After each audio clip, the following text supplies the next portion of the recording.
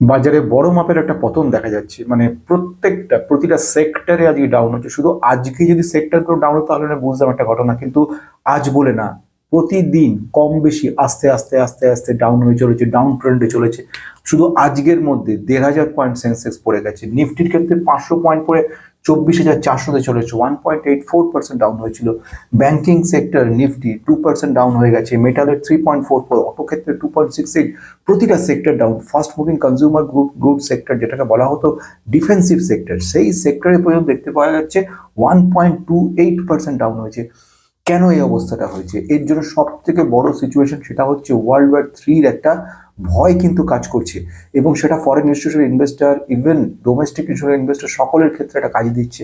সেই ব্যাপারটার মধ্যে একটা কিন্তু সাংঘাতিক ব্যাপার রয়েছে, কারণ ইসরায়েলের সঙ্গে ইরানের যে যুদ্ধ চলছে তার সঙ্গে ইউএসএ যুক্ত হয়ে যাওয়া, পরবর্তীকালে এরকম পরিস্থিতি তাইওয়ানের একটা রিস্ক তৈরি হয়ে যাওয়া, এবং পরবর্তীকালে এমন ঘটনা যেখানে আফগানিস্তান পাকিস্তানের মধ্যে যুদ্ধ তৈরি হয়, এবং দেখা যাচ্ছে যে এই যে যুদ্ধটা চলছে ইরান, পিছনে রয়েছে চায়না এবং রাশিয়ার মদত, মানে সব মিলিয়ে মিশিয়ে ওয়ার্ল্ড ওয়ার 3-র একটা ভয় রয়ে গেছে।